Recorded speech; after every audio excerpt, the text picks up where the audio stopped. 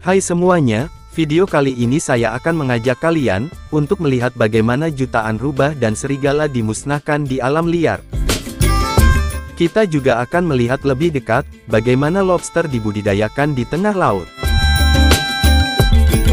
Kemudian saya juga akan mengajak kalian untuk menjelajahi peternakan angsa sekaligus melihat pengolahan hati angsa di pabrik. Namun sebelum kita lanjut, bolehkah Mimin meminta sedikit bantuannya untuk menekan tombol subscribe atau berlangganan di saluran YouTube kami.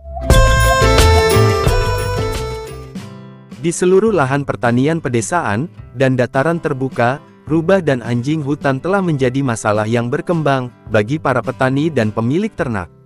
Dikenal karena kemampuan sembunyi-sembunyi dan kegigihannya, predator ini sering menyerang di malam hari dan menyebabkan kerugian ekonomi yang nyata.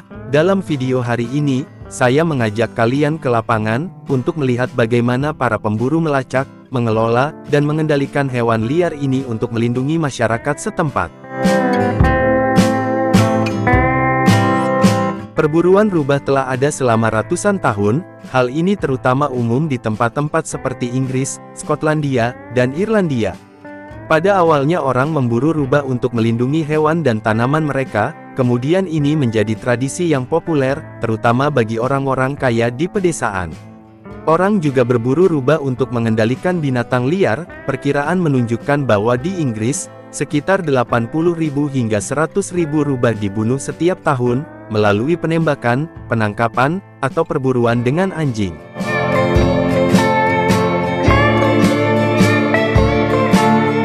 Rubah paling aktif di malam hari, mereka meninggalkan sarangnya untuk berburu ayam, bebek, atau kelinci, dan sering menyelinap ke pertanian, terutama di musim dingin untuk mencuri makanan.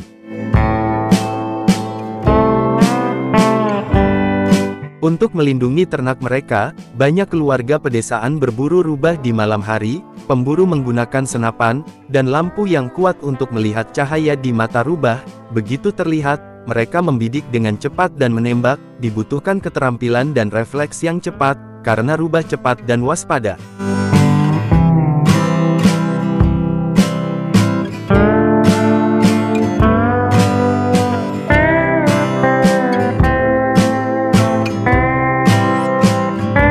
Perburuan rubah dengan anjing pemburu merupakan bentuk perburuan tradisional, yang sudah ada sejak abad ke-16. Dalam metode ini biasanya menggunakan sekawanan anjing pemburu.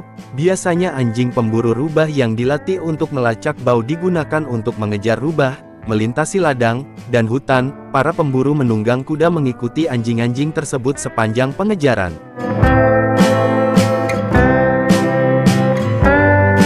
Apa yang mereka lacak sekarang bukan hanya rubah, itu sesuatu yang jauh lebih licik, kuat dan berbahaya, yaitu serigala padang rumput.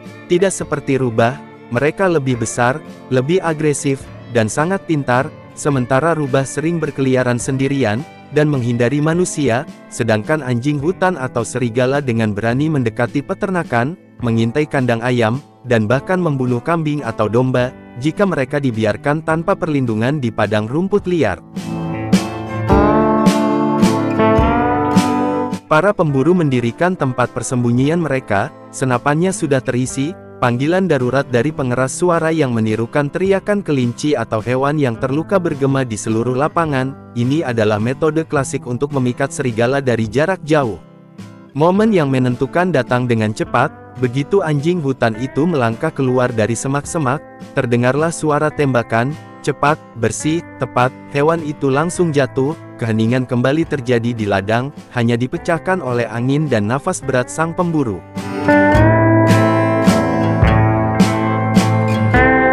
Setiap tahun lebih dari 500.000 serigala dibunuh di Amerika Serikat, dengan sekitar 60.000 hingga 80.000 diantaranya dimusnahkan oleh pemerintah federal, melalui program layanan satwa liar.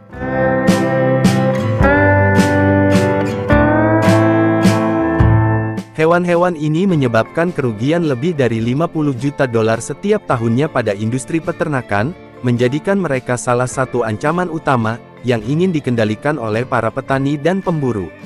Setelah perburuan, bangkai serigala ditemukan. Setiap bagian digunakan, tidak ada yang terbuang sia-sia.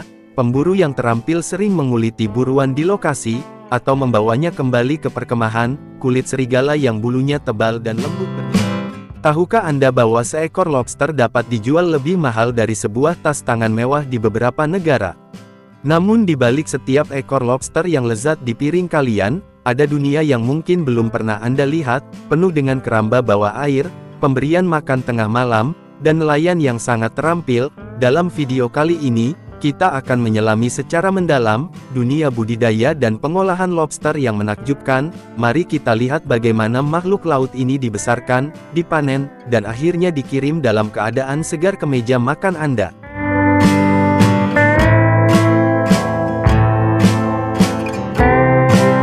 Tahukah Anda bahwa makhluk luar biasa ini, dulunya dianggap sebagai makanan orang miskin, bahkan dijadikan pakan babi? Warna alaminya bukanlah merah, warnanya bisa hijau, kuning atau bahkan biru mencolok, dan hanya berubah menjadi merah tua setelah dimasak. Ditambah lagi mereka adalah seniman pelarian yang handal, mampu berenang maju dan mundur, bahkan mundur dengan cepat saat merasa terancam. Penghuni laut yang berumur panjang ini, bahkan dapat mencapai usia 100 tahun, kadang-kadang tumbuh hingga panjang yang mencengangkan, mencapai 4 ton.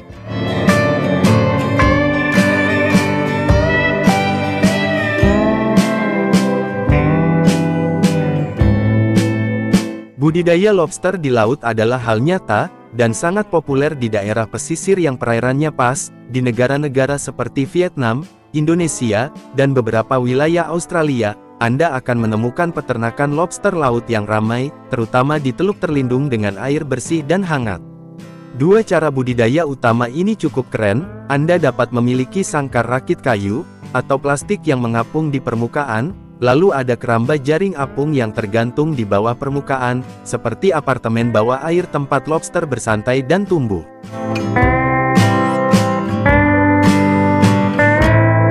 Memilih bayi lobster yang tepat adalah hal yang penting. Petani dengan hati-hati memilih lobster muda yang kuat dan aktif, tanpa tanda-tanda penyakit atau cacat, memastikan ada campuran yang baik dari kedua jenis kelamin, untuk meningkatkan pertumbuhan dan tingkat kelangsungan hidup. Setelah dipilih, lobster-lobster kecil bercakar lucu ini, dilepaskan dengan hati-hati ke dalam keramba laut, baik di rakit kayu yang mengapung, atau keramba jaring bawah air laut.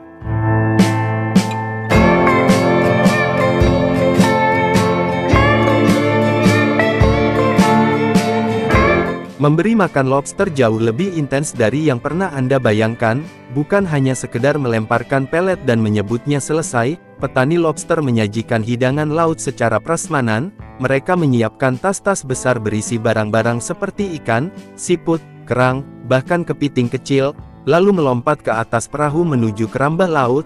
Tapi tunggu dulu, sebelum menyajikan hidangan laut, berikutnya ada tugas pembersihan yang harus ditangani. Lobster bukanlah pemakan yang rapi, jadi petani harus membersihkan sisa makanan dari makanan sebelumnya, artinya menyelam ke dalam dan menggunakan tangan mereka, untuk menyendok dan membersihkan cangkang siput, dan benda-benda lain yang masih tergantung di dalam kandang. Itu seperti pembersihan bawah air, dan saat melakukannya petani juga meluangkan waktu untuk memeriksa lobster, mengamati kesehatan, perilaku, dan memastikan semuanya baik-baik saja. Setelah kandang bersih dan rapi, saatnya makan lagi. Para petani menyebarkan tas-tas penuh berisi segala macam makanan lezat, dan lobster yang lapar tidak membuang waktu sedetik pun. Mereka menyerbu seperti binatang kecil bawah laut, dan menyantap makanan. Melihat mereka makan adalah hal yang liar. Mereka makan dengan cakar mereka yang kuat, memecahkannya dan mengunyahnya dengan ketepatan yang mengejutkan. Di sana seperti prasmanan, berantakan, ganas dan anehnya memuaskan untuk disaksikan. Sementara lobster sibuk berpesta, para petani memeriksa lobster yang sakit atau mati, dan segera mengeluarkannya untuk mencegah lobster lainnya tertular. Lalu mereka mengumpulkan lobster yang malang dan melepaskan mereka ke laut. Di luar sana ikan dan makhluk lainnya dengan senang hati menerima persembahan tersebut. Tidak ada yang terbuang sia-sia di ekosistem bawah laut ini. Hari panen akhirnya tiba. Lobster biasanya dipanen setelah mencapai ukuran pasar, biasanya sekitar 0,3 hingga 0,5 kg masing-masing tergantung target pasar. Ada dua cara utama untuk melakukannya. Pertama, para petani menyelam ke dalam laut, sambil membawa karung jaring, berenang seperti pemburu harta karun di bawah air, sambil mengambil lobster satu persatu atau dua. Mereka menarik seluruh keramba di atas perahu, melompat ke dalam dan langsung mengumpulkan lobster. Bagaimanapun ini adalah campuran antara kerja keras dan kegembiraan, karena hari panen adalah hari gajian, untuk semua pekerjaan mengasuh anak di bawah air. Ketika lobster-lobster akhirnya berhasil dipanen, pekerjaan belum berakhir bagi para nelayan. Mereka harus memilah lobster berdasarkan ukuran dan bahkan jenis kelamin, dan dengan hati-hati menempatkannya ke dalam keranjang terpisah.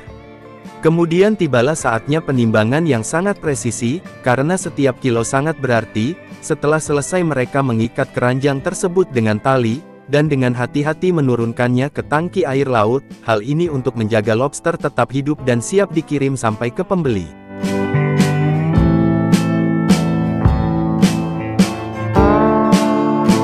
Konsumen biasanya memanggangnya untuk mendapatkan rasa berasap, dan mengkukus agar daging manis tetap berair dan empuk, atau rebus dengan cara klasik dengan lemon dan rempah-rempah. Bagaimana menurut kalian? Tolong beritahu kami, Anda menyukai sajian lobster yang mana? Panggang, goreng, kukus, atau tumis? Percayakah Anda bahwa hati dapat membengkak hingga 10 kali ukuran normalnya, dan menjadi salah satu makanan lezat termahal di dunia?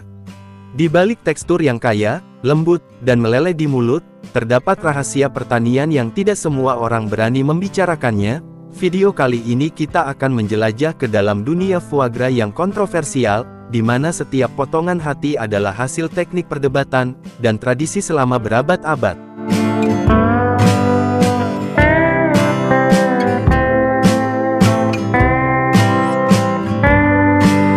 Ada dua spesies utama yang digunakan dalam produksi foie gras di seluruh dunia, yaitu bebek mular dan angsa darat. Hewan-hewan ini memiliki sifat fisiologis yang unik, kemampuan alami untuk menyimpan lemak di hati mereka. Untuk mempersiapkan penerbangan migrasi yang panjang, petani memanfaatkan naluri ini tetapi dengan nutrisi yang ketat. Bertentangan dengan apa yang dibayangkan banyak orang, anak bebek tidak dibiarkan berkeliaran bebas. Segera setelah menetas selama beberapa minggu pertama, kehidupan mereka sangat sensitif terhadap suhu kelembaban dan kondisi lingkungan. Setelah angsa-angsa tersebut dibesarkan di lingkungan yang alami dan tenang, mereka tinggal di luar ruangan di tempat terbuka, di mana mereka dapat berjalan-jalan, makan rumput dan berinteraksi satu sama lain. Ini membantu mereka menumbuhkan otot yang kuat dan tetap sehat. Selama waktu ini mereka makan makanan sederhana, berupa rumput segar, biji-bijian seperti jagung, gandum dan air bersih. Tahap awal ini sangat penting, membantu tulang dan pencernaan mereka berkembang dengan baik, sehingga nantinya tubuh mereka dapat menangani proses pemberian makanan khusus, dengan aman dan tanpa masalah. Tahap akhir saat angsa memasuki fase pemberian makan paksa, adalah ketika kondisi kandang berubah secara signifikan. Untuk mengendalikan asupan makanan, membatasi pergerakan dan memaksimalkan penumpukan lemak di hati, angsa atau bebek biasanya dipindahkan ke kompartemen individual, atau kandang bergaya baris sempit.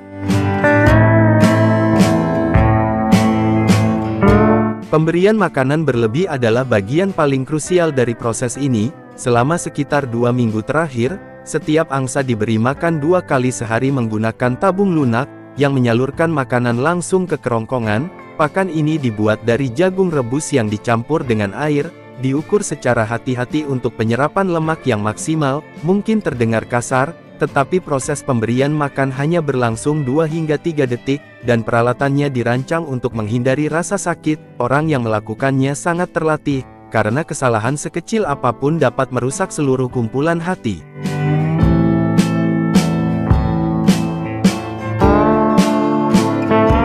Hanya dalam waktu sekitar 15 hari, hati angsa tumbuh dari 120 gram menjadi 500-600 gram, sekitar 5 hingga 6 kali ukuran normalnya. Setelah fase pakan berlebihan selesai, angsa diangkut dengan hati-hati ke fasilitas pemrosesan foie gras. Saat angsa tiba di fasilitas pemrosesan, mereka pertama-tama dibuat pingsan menggunakan listrik atau gas karbon dioksida. Selanjutnya pekerja terlatih dengan hati-hati, membuka perut menggunakan pisau khusus, dan mengeluarkan hati dengan tangan. Jika hati ditarik terlalu keras atau dipotong dengan cara yang salah, hati dapat robek atau memar, yang berarti hati tidak dapat digunakan atau akan ditandai sebagai kualitas rendah.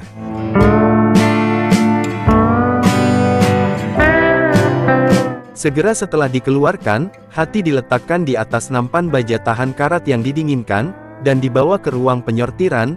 Para pekerja terampil mengklasifikasikan hati berdasarkan berat, kandungan lemak, tekstur dan kehalusan. Hati terbaik yang diklasifikasikan sebagai kelas A, digunakan untuk membuat foie gras hati utuh, sedangkan kelas B dan C disediakan untuk membuat pate mousse, atau produk foie gras kalengan.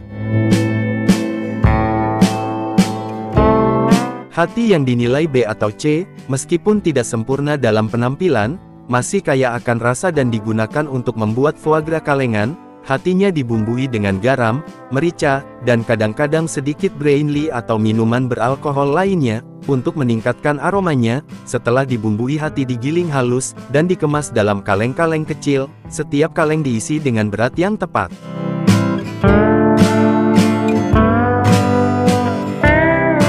Dalam dunia kuliner, foie gras sering disebut sebagai emas lembut dapur, berkat teksturnya yang lembut, rasa yang kaya, satu irisan tipis saja dapat memperkaya hidangan secara keseluruhan.